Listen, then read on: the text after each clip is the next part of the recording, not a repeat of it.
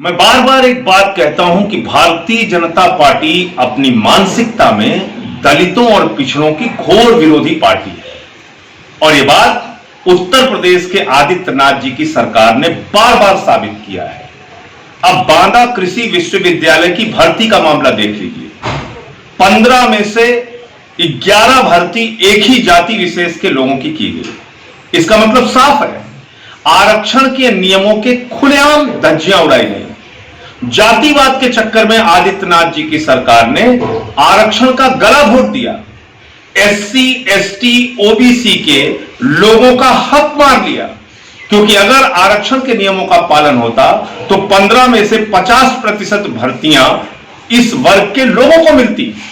मैं सवाल पूछना चाहता हूं आदित्यनाथ जी आपसे कि आप जातिवाद के चक्कर में आरक्षण के नियमों का गला घोट रहे हैं, देश के संविधान का गला घोट रहे हैं, और जिसके लिए एक लंबी लड़ाई लड़के स्वर्गीय विश्वनाथ प्रताप सिंह जी ने एक हक दिया इस देश के पिछड़ों और दलितों और अनुसूचित जनजाति के लोगों को, आप उनका हक क्यों मारना चाह रहे हैं?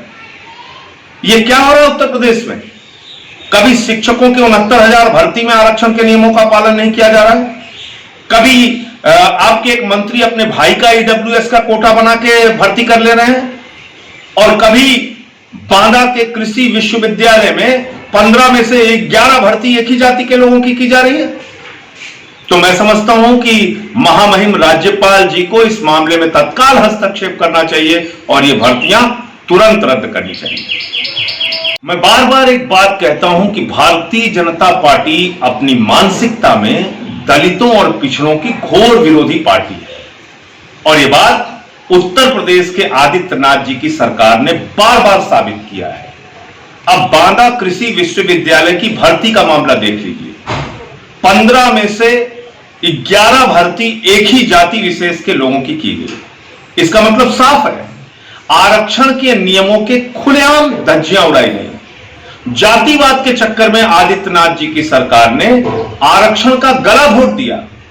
एससी, एसटी, ओबीसी के लोगों का हक मार लिया, क्योंकि अगर आरक्षण के नियमों का पालन होता तो 15 में से 50% भर्तियां इस वर्ग के लोगों को मिलती। मैं सवाल पूछना चाहता हूं आदित्यनाथ जी आपसे कि आप जातिवाद के चक्कर में आरक्षण के नियमों का गला घोट रहे हैं, देश के संविधान का गला घोट रहे हैं, और जिसके लिए एक लंबी लड़ाई लड़के स्वर्गीय विश्वनाथ प्रताप सिंह जी ने एक हक दिया इस देश के पिछड़ों और दलितों और अनुसूचित जनजाति के लोगों को, आप उनका हक क्यों मारना चाह रहे हैं?